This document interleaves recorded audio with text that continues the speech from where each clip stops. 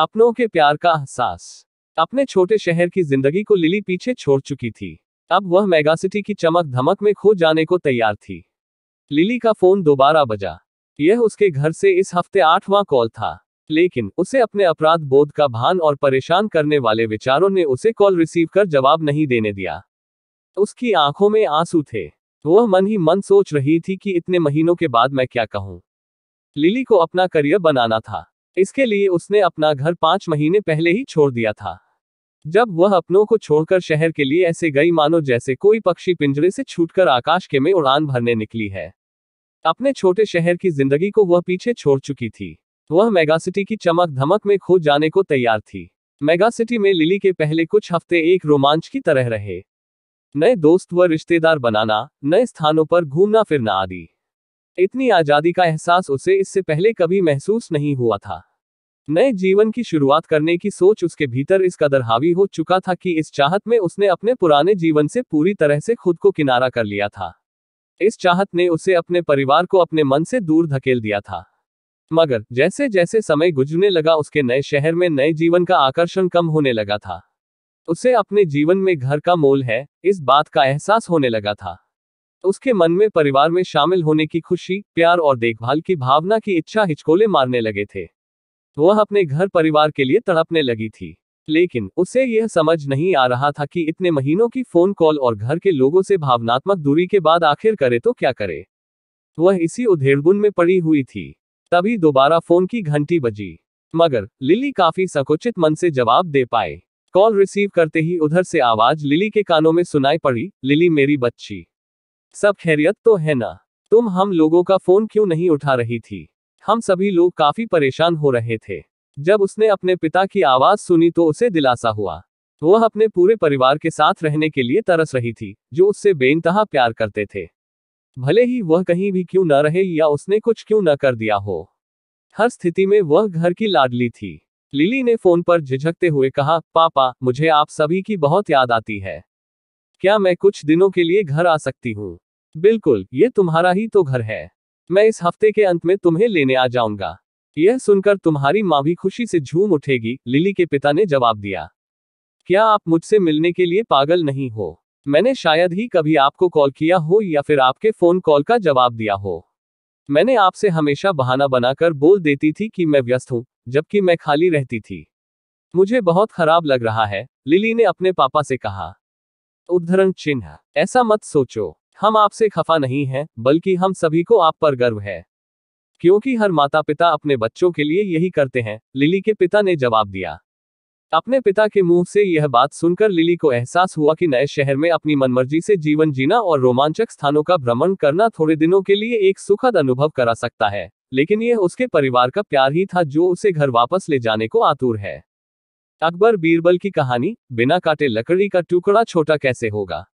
बादशाह अकबर अक्सर कई समस्याओं पर बीरबल के साथ चर्चा किया करते थे और साथ ही उनकी बुद्धि की परीक्षा भी लिया करते थे। वहीं बीरबल भी हर समस्या का समाधान बड़े ही रोचक तरीके से करते थे। एक बार की बात है, महाराज अकबर और बीरबल दोनों शाही बगीचे में टहल रहे थे। दोनों के बीच किसी गंभीर मुद्दे पर चर्चा हो रही थी कि तभी अचानक बादशाह अकबर के दिमाग में बीरबल की परीक्षा लेने की सूझी। शाह अकबर ने पास में पड़ी हुई एक लकड़ी की ओर इशारा करते हुए बीरबल से पूछा, बीरबल एक बात बताओ, ये जो सामने लकड़ी पड़ी हुई है, क्या तुम इसे बिना काटे छोटा कर सकते हो? बीरबल बादशाह अकबर के मन की बात समझ गए और वो लकड़ी बादशाह अकबर के हाथ में देते हुए बोले, जी महाराज, मैं इस लकड़ी को छोटा कर सकता हूँ। बादशाह अकबर बोले, वो कैसे भला? तब बीरबल ने वहीं पास में पड़ी हुई एक बड़ी लकड़ी उठाए और बादशाह अकबर को पकड़ाते हुए पूछा, महाराज, इनमें से छोटी लकड़ी कौन सी है? बादशाह अकबर बीरबल की चतुराई समझ गए और छोटी लकड़ी बीरबल के हाथ में देते हुए बोले, वाकई बीरबल, तुमने बिना काटे लकड़ी को छोटा कर दिया। इसके बाद दोनों जोर जोर से हंसने लगे। कहानी से सीख। बच्चों, इस कहानी से यह सीख मिलती है कि परिस्थिति चाहे जैसी भी हो, दिमाग से काम लेकर उससे बाहर निकलने का रास्ता खोजा जा सकता है। माँ का प्यार ही कुछ ऐसा है। आदित्य ने बैग से शॉल निकाला और वह कुछ सोचने लगा। वो सोच रहा था कि पिछली रात जब वह बिस्तर पर जाने से पहले अपना बैग पैक कर रहा था, तो उसकी माँ कैसे अपना शॉल लाई थी और उसे बैग में रखने के लिए कह रही थी। कैसे उसने कहा था, अगर बारिश हुई तो बहुत ठंड लगेगी। करीब 1 घंटे से अधिक समय से ट्रेन एक छोटे स्टेशन पर खड़ी थी। ट्रेन में बैठे बैठे आदित्य का धैर्य जवाब दे रहा था। आजिज होकर वह अपनी सीट से उठ खड़ा हो गया। वह पता लगाना चाहता था कि आखिरकार ट्रेन इतनी देर से एक ही जगह पर क्यों खड़ी है। वह अपनी सीट से उठकर गेट के पास गया। उसने बाहर देखा कि यहाँ तो बारिश हो रही है। फिर आदित्य वापस अपनी सीट पर जाकर बैठ गया और अपने सिर के नीचे बैग रखकर लेट गया। काफी देर बाद उसे धीरे धीरे नींद लगने लगी थी। अचानक एक महिला ने उसकी बाजू को हिलाते हुए उसकी नींद उड़ा दी। वह उठकर बैठ गया। इसी बीच उसकी नजर एक अधेड़ उम्र की महिला पर गई। वो मैले कुचले और गंदे कपड़े पहने हुई थी और अपने हाथ में अपना हैंडबैग पकड़ी हुई थी। ट्रेन स्टेशन से बाहर निकल चुकी थी और अपनी रफ्तार पकड़ चुकी थी। नींद में आदित्य को इस बात की तनिक भनक भी नहीं लगी कि कब उसका हैंडबैग उसके सिर के नीचे से फिसलकर नीचे फर्श पर गिर गया था। आदित्य ने फटाक से अपना बैग उस महिला के हाथ से ले लिया और चेक करने लगा कि कहीं उसका पर्स और अन्य सामान गायब तो नहीं है। ज्यों ही उसने अपना बैग खोला तो अंदर अपनी मां का शॉल देखकर आश्चर्यचकित रह गया। बैग में सारे सामान व्यवस्थित तरीके से रखे हुए थे। आदित्य ने बैग से शॉल निकाला और वह सोचने लगा कि पिछली रात जब वह बिस्तर पर जाने से पहले अपना बैग पैक कर रहा था तो उसकी मां कैसे अपना शॉल लाई थी और उसे बैग में रखने के लिए कह रही थी। कैसे उसने कहा था अगर बारिश हुई तो बहुत ठंड लगेगी। उसे अच्छी तरह मालूम है कि कैसे वो मां पर नाराज हुआ था और गुस्से में शॉल को बैग से बाहर निकालकर रख दिया था। मगर यह शॉल अभी भी उसके साथ था। वह मन ही मन सोचने लगा, शायद मां ने मेरे सो जाने के बाद इसे वापस रख दिया होगा। कुछ वक्त बाद जब आदित्य पानी लेने उठा तो उसने देखा कि उसका शरीर तो बुखार से गर्म हो रखा है। खुद को असहाय महसूस करते हुए उसने तुरंत अपनी मां को कॉल किया और बोला, मां, कल रात तुम मुझे कुछ मेडिसिन का पैकेट देना चाह रही थी। इससे पहले कि आदित्य अपनी बात पूरी कर पाता, उधर से उसकी मां बोल पड़ी, बेटा, तुम्हारे सिर में दर्द है क्या? आदित्य कतई जाहिर नहीं करना चाहता था कि उसके बुखार के बारे में जानकर उसकी मां बेवजह परेशान हो। इसलिए उसने कह दिया, हाँ मां। उसकी मां बोली, मैंने तुम्हारे हैंडबैग की सामने वाली जेब में दवा का पैकेट रखा है। तुम उसमें से निकालकर सिरदर्द की एक गोली ले लो। और हाँ, मैंने पैकेट में बुखार की दवा भी रख दी है, शायद कुछ खा लो। सुनो, मैंने तुम्हारे बैग में एक सैंडविच पैकेट भी रख दिया है। आदित्य कुछ घंटे बाद सोकर उठा तो पहले से काफी बेहतर महसूस कर रहा था। जैसे ही वह अपने पैर फैलाने के लिए उठा तो उसकी नजर गलियारे के पास बैठी एक महिला पर पड़ी। उसने अपने बच्चे को गोद में ले रखा था। खिड़की से ठंडी हवाएं आ रही थीं। उसके शरीर पर पड़े फटे पुराने कपड़े इस ठंड से बचाने के लिए नाकाफी थे। आदित्य ने गौर से देखा तो पाया कि अरे, ये तो वही महिला है जिसने उससे पहले जगाया था और उसका बैग लौटाया था। बिना सोचे समझे आदित्य ने बैग से अपनी मां का शॉल बाहर निकाला और ठंड से काम से बच्चे को उड़ा दिया। उसने देखा कि बच्चा कैसे अब सुकून से सो गया है। आदित्य सोचने लगा, वह एक नहीं बल्कि दो माताओं के प्यार और स्नेह की चादर से लिपटा हुआ था। मां के प्यार की तपिश ही कुछ ऐसी है। अकबर बीरबल की कहानी, कौन है असली मां? पूर्ण विराम। एक बार शहंशाह अकबर के दरबार में बहुत ही अजीब मुकदमा आया जिसने सभी को सोचने पर मजबूर कर दिया। हुआ यूं कि बादशाह अकबर के दरबार में दो महिलाएं रोती हुई पहुंची। उनके साथ में लगभग 2 या 3 साल का सुंदर सा बच्चा भी था। दोनों महिलाएं लगातार रो रही थीं और साथ ही दावा कर रही थीं कि बच्चा उनका है। अब समस्या ये थी कि दोनों शहर के बाहर रहती थीं, जिस कारण उन्हें कोई नहीं जाता था। इसलिए यह बताना मुश्किल था कि उस नन्हे से बच्चे की असली मां कौन है। अकबर बादशाह के सामने मुसीबत आ गई कि न्याय कैसे करें और बच्चा किसको दें। इस बारे में उन्होंने एक एक करके सभी दरबारियों की राय ली, लेकिन कोई भी इस गुत्थी को नहीं सुलझा सका और तभी बीरबल दरबार में पहुंच गए। बीरबल को देखकर बादशाह अकबर की आंखों में मानो चमक आ गई हो। बीरबल के आते ही अकबर ने इस समस्या के बारे में उन्हें बताया। अकबर ने बीरबल से कहा कि अब तुम ही इस समस्या का समाधान करो। बीरबल कुछ सोचते रहे और फिर जल्लाद को बुलाने के लिए कहा। ललाट के आते ही बीरबल ने बच्चे को एक जगह बैठा दिया और कहा, एक काम करते हैं, इस बच्चे के 2 टुकड़े कर देते हैं। एक एक टुकड़ा दोनों माओं को दे देंगे। अगर इन दोनों महिलाओं में से किसी एक को यह बात मंजूर नहीं है तो जल्लाद उस महिला के 2 टुकड़े कर देगा। यह बात सुनते ही उनमें से एक महिला बच्चे के टुकड़े करने की बात मान गई और बोली कि उसे आदेश मंजूर है। वह बच्चे के टुकड़े को लेकर चली जाएगी, लेकिन दूसरी महिला बिलख बिलख कर रोने लगी और बोलने लगी, मुझे बच्चा नहीं चाहिए, मेरे 2 टुकड़े कर दो, लेकिन बच्चे को मत काटो। यह बच्चा दूसरी महिला को दे दा। देखकर सभी दरबारी मानने लगे कि जो महिला डर की वजह से रो रही है वही दोषी है। लेकिन तभी बीरबल ने कहा कि जो महिला बच्चे के टुकड़े करने के लिए तैयार है उसे कैद कर लो, वही मुजरिम है। इस बात को सुनकर वह महिला रोने लगी और माफी मांगने लगी, लेकिन बादशाह अकबर ने उसे जेल में डलवा दिया। बाद में अकबर ने बीरबल से पूछा कि तुमको कैसे पता चला कि असली माँ कौन है। तब बीरबल ने मुस्कुराते हुए कहा, महाराज, माँ सारी मुसीबतों को अपने सिर पर ले लेती है, लेकिन बच्चे पर आंच भी नहीं आने देती, और यही हुआ। इससे पता चल गया कि असली माँ वह है जो खुद के टुकड़े करवाने के लिए तैयार है, लेकिन बच्चे के नहीं। बीरबल की बात सुनकर बादशाह अकबर एक बार फिर बीरबल की बुद्धि के कायल हो गए। कहानी से सीख, हमें कभी भी किसी दूसरे की चीज पर अपना हक नहीं जताना चाहिए। साथ ही हमेशा सच्चाई की ही जीत होती है और समझदारी से काम लेने पर हर समस्या का हल निकल आता है।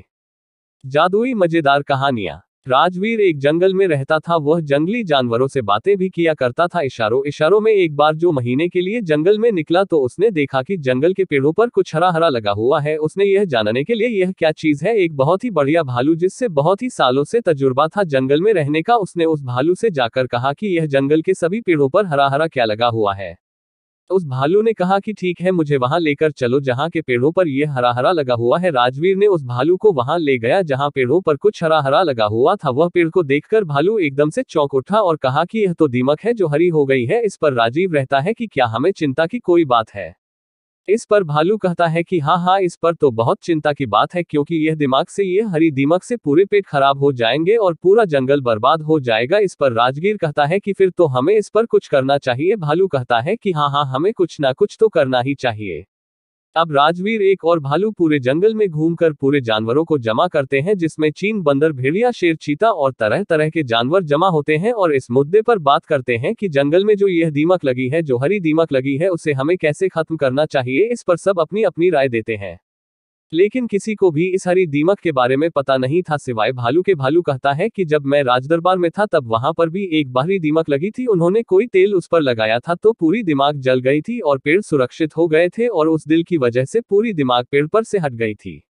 यह सुनकर राजवीर कहता है फिर तो हमें वह तेल चाहिए। यह सुनकर भालू और पूरे जानवर कहते हैं लेकिन हमें थोड़ी मात्रा में तेल मिलेगा, इससे कोई फर्क नहीं पड़ता, हमें तो पूरे जंगल के पेड़ों पर वो तेल लगाना है, इसीलिए हमें बहुत सारा तेल चाहिए। यह सुनकर राजवीर कहते हैं कि फिर तो हमें पास के गांव में जाकर देखना पड़ेगा कि वह तेल है या नहीं। इस पर भानु कहते हैं यहाँ पास के गांव में वह तेल जरूर मिलेगा, लेकिन उसे लाने में बहुत रिस्क है। यह सुनकर राजू रहता है कि हरीश है तो चलेगा ना, क्योंकि हमारा जंगल अगर खत्म हो गया तो हमें वैसे ही इसको झेलना पड़ेगा। हम जंगल के सारे जानवर और राजवीर मिलकर प्लेन बदलते हैं। गांव से वह तेल कैसे लाएंगे जिसकी वजह से जंगल के पेड़ों की दीमक को हटाया जाए। प्लेन ऐसा बनता है कि सबसे पहले चील उड़ते हुए गांव के आसपास का नजारा देखती है कि कहीं इंसान तो नहीं है वहां पर, क्योंकि वह रात में जाते हैं और जब हमें कोई नहीं दिखाई देता है तो राजगीर शेर के ऊपर बैठकर जाता है और तेल निकाल कर लेता है और वह तेल नदी में फेंक देता है। नदी में मगरमच्छ उसका इंतजार कर रहा होता है। मगरमच्छ अपने मुंह से तेल के ड्राम पानी में बहा करके किनारे पर लाता है। वहां पर बंदर और हाथी उसका इंतजार कर रहे होते हैं और वह नदी में से तेल के ड्रम निकालते हैं और जंगल में रख देते हैं। फिर जंगल के सारे जानवर अपने हाथों से उस पेड़ के हरे धीमा कर सकते हैं। बंदर अपनी पूंछ से लगाता है, हाथी अपनी सूंड से लगाता है और बाकी के जानवर भी अपने शरीर पर लगाकर उस पेड़ को लगाते हैं। अगली सुबह उस तेल की वजह से पूरे जंगल के पेड़ हरे भरे हो जाते हैं। फिर से वो सारे जानवरों को बहुत खुशी मिलती है। सीख, एकता में बहुत बल होता है, इसीलिए हमें कोई भी काम मिलजुल कर करना चाहिए। अकबर बीरबल, हरे घोड़े की कहानी। एक शाम राजा अकबर अपने प्रिय बीरबल के साथ अपने शाही बगीचे की सैर के लिए निकले। वह बगीचा बहुत ही शानदार था। चारों ओर हरियाली ही हरियाली थी और फूलों की भीनी भीनी खुशबू वातावरण को और भी खूबसूरत बना रही थी। ऐसे में राजा को जाने क्या सूझा कि उन्होंने बीरबल से कहा, बीरबल, हमारा मन है कि इस हरे भरे बगीचे में हम हरे घोड़े में बैठकर घूमें। इसलिए मैं तुम्हें आदेश देता हूं कि तुम 7 दिनों के अंदर हमारे लिए एक हरे घोड़े का इंतजाम करो। वहीं अगर तुम इस आदेश को पूरा करने में असफल रहते हो तो तुम कभी भी मुझे अपनी शक्ल न दिखाना। इस बात से राजा व बीरबल दोनों वाकिफ थे कि आज तक दुनिया में हरे रंग का घोड़ा नहीं हुआ है। फिर भी राजा चाहते था कि बीरबल किसी बात में अपनी हार स्वीकार करे। इसी कारण उन्होंने बीरबल को ऐसा आदेश दिया। मगर बीरबल भी बहुत चालाक थे। वो भली भांति जानते थे कि राजा उनसे क्या चाहते हैं, इसलिए वो भी घोड़ा ढूंढने का बहाना बनाकर 7 दिनों तक इधर उधर घूमते रहे। 8वें दिन बीरबल दरबार में राजा के सामने पहुंचे और बोले, महाराज, आपकी आज्ञा के अनुसार मैंने आपके लिए हरे घोड़े का इंतजाम कर लिया है, मगर उसके मालिक की 2 शर्तें हैं। राजा ने उत्सुकता से दोनों शर्तों के बारे में पूछा। तब बीरबल ने जवाब दिया, पहली शर्त यह है कि उस हरे घोड़े को लाने के लिए आपको स्वयं जाना होगा। राजा इस शर्त के लिए तैयार हो गए। फिर उन्होंने दूसरी शर्त के बारे में पूछा। तब बीरबल ने कहा, घोड़े के मालिक की दूसरी शर्त यह है कि आपको घोड़ा लेने जाने के लिए सप्ताह के 7 दिन के अलावा कोई और दिन चुनना होगा। यह सुन राजा हैरानी से बीरबल की ओर देखने लगे। तब बीरबल ने बड़ी सहजता से जवाब दिया, महाराज, घोड़े का मालिक कहता है कि हरे रंग के खास घोड़े को लाने के लिए उसकी यह खास शर्तें तो माननी ही होंगी। राजा अकबर बीरबल की यह चतुराई भरी बात सुनकर खुश हो गए और मान गए कि बीरबल से उसकी हार मनवाना वाकई में बहुत मुश्किल काम है। कहानी से सीख। यह कहानी हमें यह सिखाती है कि सही सूझबूझ और समझदारी के साथ नामुमकिन लगने वाले काम को भी आसानी से किया जा सकता है। विदाई के आंसू। लव मैरिज का सपना देखने वाली भाविका ने आखिर माता पिता की खुशियों के लिए अरेंज मैरिज कर ही ली, लेकिन परिवार को लेकर मन का डर वह कैसे निकाल पाएगी। भाविका ने जब आंखें खोली तो उसके बगल में एक गिफ्ट बॉक्स रखा था, जिस पर लिखा था, शादी की 25वीं वर्षगांठ की बधाई संगिनी। उस बॉक्स को खोले बिना ही भाविका अपने जीवन के 25 साल पीछे चली गई, जब उसने अपना MBA पूरा किया था और वह अपने सपनों की एक अलग ही दुनिया में रहती थी। भाविका को लव मैरिज करनी थी, उसे कभी अरेंज मैरिज करनी ही नहीं थी। इसका सबसे बड़ा कारण था परिवार। उसका मानना था कि अरेंज मैरिज में परिवार हमेशा दोनों के बीच में आ जाता है। इसलिए उसने और उसके दोस्तों ने तय किया था कि ढंग का लड़का मिलते ही हम सब लव मैरिज करेंगे। भाविका के सोच के हिसाब से कुछ नहीं हुआ। उसने कुछ लड़कों को डेट तो किया, लेकिन बात नहीं बनी।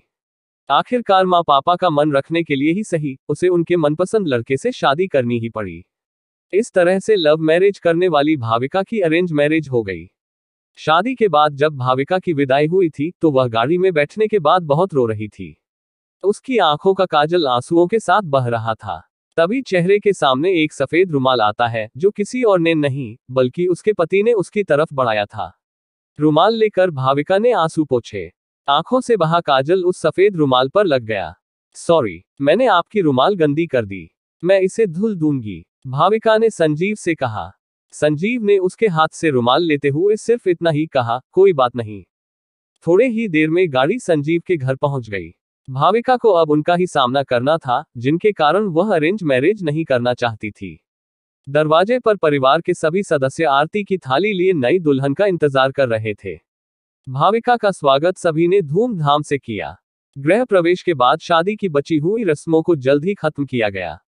भाविका की सास ने अपनी बेटी से कहा, भाभी को उनके कमरे में ले जा, आराम करने दे, बहू बहुत थक गई है।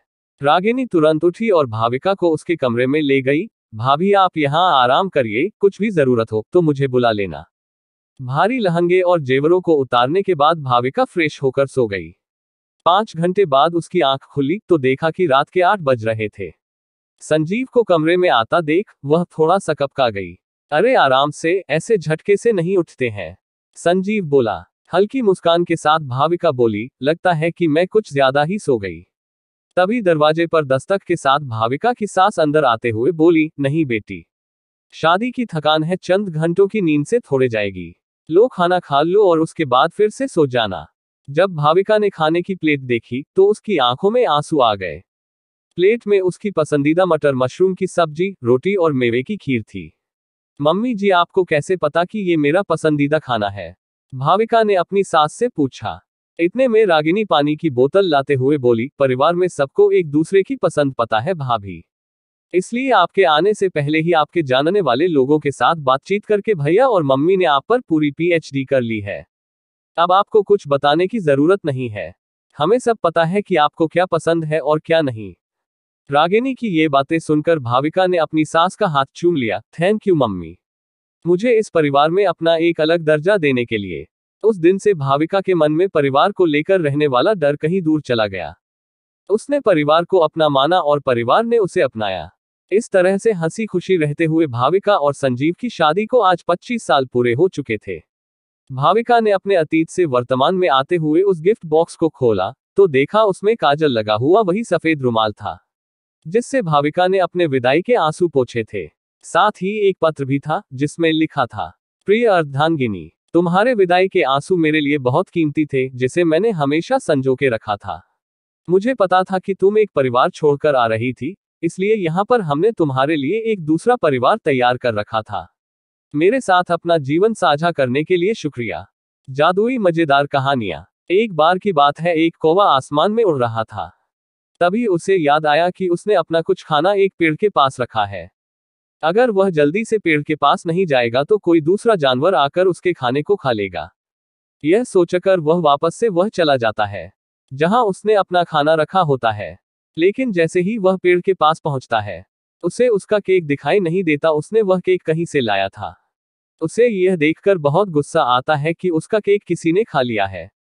यह जानने के लिए उसका कि किसने गाया है, वह पूरे जंगल के जानवर से पूछता फिरता है। वह सबसे पहले हाथी के पास जाता है और हाथी से कहता है, हाथी भाई, क्या तुमने मेरा केक किसी जानवर को खाते हुए देखा है? मैंने यही इस दरख्त के पास रखा था। यह सुनकर हाथी कहता है, नहीं भाई, मैंने तो तुम्हारा केक नहीं देखा, और ना ही यह देखा कि इसे किसने खाया है। यह सुनकर कौवा आगे बढ़ जाता है। अब उसे एक बंदर दिखाई देता है। कौवा बंदर से कहता है, बंदर भाई, तुम तो पेड़ पर इस डाल से उस डाल छलांग लगाते रहते हो। क्या तुमने मेरा केक देखा है कि कौन से जानवर ने खाया है? यह सुनकर बंदर कहता है, नहीं, मैंने तो ऐसा कोई केक नहीं देखा। किसी जानवर को खाते हुए तुम्हें शायद वह नटखट चिड़िया बता सकती है। कौवा उस नटखट चिड़िया के पास जाता है और उसे कहता है, नटखट चिड़िया, क्या तुमने मेरा केक किसी जानवर को खाते हुए देखा है? वह उस पेड़ के पास रखा हुआ था। उस उनका नटखट चिड़िया कहती है, नहीं भाई, मैंने तो तुम्हारा केक किसी जानवर को खाते हुए नहीं देखा। यह सुनकर कौवा वहां से चला जाता है। अब वह पूरे जानवरों से पूछ कर थक गया था। अब उसके पास कोई चारा नहीं था कि किससे पूछे। वहां से उसे एक लोमड़ी गुजरते भी दिखाई देती है और वह लोमड़ी कहती है कि क्या हुआ, इतने परेशान क्यों लग रहे हो? इस पर कौवा कहते हैं कि उस पेड़ के पास मेरा केक रखा हुआ था, लेकिन पता नहीं किसने खा लिया। अब मैं उसका पता लगाते हुए पूरा जंगल घूम रहा हूं। यह सुनकर लोमड़ी कहती है कि इतनी सी बात, मैं उसको जानती हूं जिसमें तुम्हारा केक खाया है। यह सुनकर कौवे की आंखों में चमक आ जाती है और कहता है, जल्दी बताओ किसने खाया है, मैं उसे मार मार कर कचुम्बर बना दूंगा। यह सुनकर लोमड़ी हंसती है और कहती है, फिर खुद ही अपना कंजूमा बना लो। यह सुनकर कौवा कहता है, क्यों, क्या हुआ? लोमड़ी कहती है कि जब सुबह मैं यहां से गुजर रही थी, तुम ही वह केक खा रहे थी और तुमने ही वह खाकर सफाचट कर दिया था। यह सुनकर कौवा सोचता है। तब उसे याद आ जाता है कि सुबह सुबह उठकर उसने ही वह खाया था और वह खामोखा दूसरे जानवरों पर शक कर रहा था। सीख, दूसरों पर उंगली उठाने से पहले हमें खुद ही उसके बारे में पहले सोच लेना चाहिए। मेरी माँ भुलक्कड़ है। सोनम को गोद लेने के बाद गीता और महेश ने अपने बच्चों और उसमें कोई भेदभाव नहीं किया था। फिर ऐसा क्या हुआ कि सोनम के मन में परायपन का भूत हावी होने लगा? अरे बेटा, थोड़ा आराम से चल, बच्चे को मैराथन में दाखिल नहीं कराना है। गीता अपनी गर्भवती बेटी सोनम को टोकते हुए बोली। हाँ माँ, ऑफिस के लिए लेट हो रही हूँ, कहते हुए सोनम निकल गई। गीता और महेश ने सोनम को गोद लिया था। गीता एक टीचर थी। लगभग 20 साल पहले सड़क पर एक 5-6 साल की लड़की को भटकते हुए गीता ने देखा। उसने उस बच्ची से उसके माँ बाप के बारे में पूछा तो वह कुछ बता न सकी। पुलिस में शिकायत दर्ज कराने के बाद गीता उस बच्ची को अपने घर ले आई। लगभग 6 महीने तक इंतजार करने के बाद भी पुलिस उसके माँ बाप को न ढूंढ सकी, जिसके बाद गीता और महेश ने सभी प्रक्रियाओं को पूरा कर उसे गोद ले लिया। सोनम के बाद गीता और महेश को 2 बच्चे और हुए, रोहित और अर्चना। गीता और महेश ने कभी भी सोनम और अपने दोनों बच्चों में भेदभाव नहीं किया। वे तीनों बच्चों को एक जैसा ही प्यार दुलार देते थे। समय आने पर सभी बच्चों को ये बात भी बता दी गई कि सोनम गोदली हुई बेटी है। लेकिन इस बात से रोहित और अर्चना को बिल्कुल भी फर्क नहीं पड़ा, बल्कि वे सोनम को और ज्यादा सम्मान देने लगे। सोनम ने ग्रेजुएशन के बाद MBA किया और एक बड़ी कंपनी में HR की नौकरी करने लगी। सोनम को विशाल से प्यार था। इस बात को जब उसने अपने माँ बाप को बताया तो उन्होंने खुशी खुशी सोनम की शादी करा दी। विशाल पेशे से इंजीनियर था तो उसे काम के सिलसिले में कहीं भी जाना पड़ता था, इसलिए शादी के बाद भी सोनम अपने परिवार के साथ ही रहती थी। शादी के 1 साल बाद ही वह गर्भवती हो गई। इसी बीच विशाल को 1 साल के लिए न्यूयॉर्क जाना पड़ा। सोनम को किसी बात की चिंता नहीं थी, पूरा परिवार उसका ध्यान रखता था। एक दिन अर्चना सोनम के पास आकर कहने लगी, दीदी आज मैं बहुत खुश हूँ। मैं इंजीनियरिंग करने के लिए हार्वर्ड यूनिवर्सिटी जा रही हूँ। सोनम ये बात सुनकर खुश तो हुई, लेकिन अचानक से उसके अतीत ने उसे कचोटना शुरू कर दिया। वह मन में ही सोचने लगी कि मेरा भी तो मन था विदेश जाकर पढ़ने का, लेकिन उस वक्त माँ पापा ने मना कर दिया। आखिर अपना खून है तो जाने ही देंगे ना। सोनम को अचानक से परायापन महसूस होने लगा। उसे समझ नहीं आ रहा था कि वह क्या करे। जिस वक्त गीता और महेश ने सोनम को मना किया था, उस वक्त उनकी आर्थिक स्थिति इतनी ठीक नहीं थी, लेकिन इस बात को सोनम समझ ही नहीं पाई। सोनम ने अगले दिन माँ से बेरुखी से कहा कि विशाल आ रहे हैं मुझे लेने, अब मैं उनके ही साथ जाकर रहूंगी। गीता को ये बात कुछ समझ में नहीं आई। वह जब तक सोनम से इसका मतलब पूछती तब तक वह ऑफिस के लिए जा चुकी थी। सोनम अपने ऑफिस पहुंची ही थी कि सीढ़ियों पर चढ़ते समय उसका पैर डगमगा गया और वह पेट के बल गिर पड़ी। सोनम की आंखें हॉस्पिटल के बेड पर खुली। उसने अपने पेट पर हाथ फेरा तो आंखों से आंसू आ गए। उसे अपने बच्चे की चिंता हुई। दरवाजे पर देखा तो शीशे के उस तरफ माँ और विशाल का चेहरा दिखाई दे रहा था। बधाई हो, आपको प्यारी सी बेटी हुई है, नज ने बच्ची को सोनम के पास रखते हुए कहा। अपनी बच्ची को देखकर सोनम की जान में जान आई। डॉक्टर ने कहा, अगर आपकी माँ ने हमें आपकी हेल्थ कंडीशन के बारे में नहीं बताया होता तो पता नहीं क्या होता। वक्त रहते आपकी और आपके बच्चे की जान बच गई। बच्चे पैदा करते समय जो समस्या आपकी माँ को हुई थी, वही प्रॉब्लम आपको भी होनी थी। ये एक प्रकार की आनुवंशिक समस्या है। डॉक्टर की बात सुनकर सोनम अवाक रह गई। वह सोचने लगी कि मैं तो गोद ली हुई बेटी हूं, तो माँ को कैसे पता कि मेरी हेल्थ कंडीशन क्या है।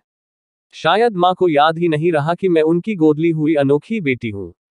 मेरी माँ भुलक्कड़ है। इसके बाद से सोनम ने कभी भी खुद पर परायेपन का भूत हावी नहीं होने दिया। वृद्धाश्रम। रात को कार्तिक के मम्मी पापा घर आए तो कार्तिक ने उनके सामने एक अजीब सी जिद रख दी। वो कहने लगा कि मुझे दादी दादाजी, नानी और नाना जी चाहिए। कार्तिक 9 साल का था। उसके मम्मी पापा एक ही कंपनी में काम करते थे। उनके ऑफिस चले जाने के बाद वो अकेला रह जाता था, इसलिए उसका ध्यान रखने के लिए घर में एक नैनी रखी हुई थी। कार्तिक अपने मम्मी पापा की इकलौता संतान था, इसलिए कार्तिक की हर इच्छा पूरी की जाती थी। कार्तिक के पास ढेर सारे खिलौने थे, पर नैनी और खिलौनों के साथ खेलते हुए वो ऊब चुका था। इसलिए एक दिन उसने मम्मी पापा से कहा कि वो लोग उसे छोड़कर ऑफिस ना जाया करें और उसके साथ घर में ही रहें। मम्मी पापा के लिए ऑफिस छोड़कर घर पर रहना संभव नहीं था, इसलिए उन्होंने नैनी से कहा कि वो कार्तिक को पास के ही पार्क में रोज घुमाने ले जाया करे। उनका कहा मानकर नैनी कार्तिक को पास के ही एक पार्क में ले गई। शाम का वक्त था। पार्क में बहुत सारे लोग थे। वहां झूले लगे हुए थे जिन पर बच्चे झूल रहे थे। कार्तिक भी उन सब बच्चों के साथ झूलने लगा। झूलते हुए एक बच्चा अचानक ही झूले से गिर गया और रोने लगा। उसको रोता देख उसकी दादी उसके पास आए और उसे गोद में उठाकर चुप कराने लगी। बच्चे को चुप कराने के लिए उसकी दादी ने पार्क में ही खड़े आइसक्रीम वाले से आइसक्रीम भी दिलवा दी। बच्चा चुप हो गया। नैनी ने भी कार्तिक के बिना मांगे ही उसे आइसक्रीम दिलवा दी। कार्तिक बहुत देर से उस बच्चे और उसकी दादी को देख रहा था। वो बच्चा फिर से कार्तिक के बगल में आकर झूलने लगा। ये तुम्हारी नैनी है? कार्तिक ने उस बच्चे से पूछा। नहीं, वो मेरी दादी है, मुझे बहुत प्यार करती है, उस बच्चे ने कहा और भागकर अपनी दादी के पास चला गया। दीदी, आपकी भी दादी है? कार्तिक ने अपनी नैनी से पूछा। नहीं, मेरी दादी तो अब इस दुनिया में नहीं रही, पर नानी है और नाना जी भी, नैनी ने बताया। फिर कार्तिक और नैनी घर आ गए। रात को कार्तिक के मम्मी पापा घर आए तो कार्तिक ने उनके सामने एक अजीब सी जिद रख दी। वो कहने लगा कि मुझे दादी दादाजी, नानी और नाना जी चाहिए। उसके मम्मी पापा उसकी बात सुनकर चौंक गए। नैनी ने बताया कि पार्क में बहुत से बच्चे अपने दादा दादी के साथ आते हैं। उन्हें देखकर ही कार्तिक के मन में यह बात आई। कार्तिक की मांग गलत नहीं थी, पर पूरी भी नहीं हो सकती थी, क्योंकि चारों में से कोई भी अब इस दुनिया में नहीं था। और रही रिश्तेदारों की बात, तो उसके मम्मी पापा दूसरे शहर में रहते और रिश्तेदार दूसरे शहर में थे। मम्मी पापा ने कार्तिक को समझाने की बहुत कोशिश की, मगर वो नहीं समझा। उसने नैनी के साथ पार्क जाना भी बंद कर दिया और हमेशा चुप चुप और चिढ़ा हुआ रहने लगा। कार्तिक की ऐसी हालत देखकर उसके पापा को एक उपाय सूझी। चलो आज हम दादाजी, दादी, नानी और नाना जी सबसे मिलेंगे, कार्तिक के पापा ने कहा। कार्तिक बहुत खुश हुआ। फिर उसके मम्मी पापा उसे एक वृद्धाश्रम ले गए। कार्तिक को देखकर वृद्धाश्रम में मौजूद वृद्ध लोग बहुत खुश हुए। उन्हें कार्तिक के रूप में एक पोता मिल गया था और कार्तिक को दादा दादी। कार्तिक सभी के साथ खूब खेलता रहा। फिर वो लोग रोज शाम को वृद्धाश्रम के लोगों से मिलने जाने लगे।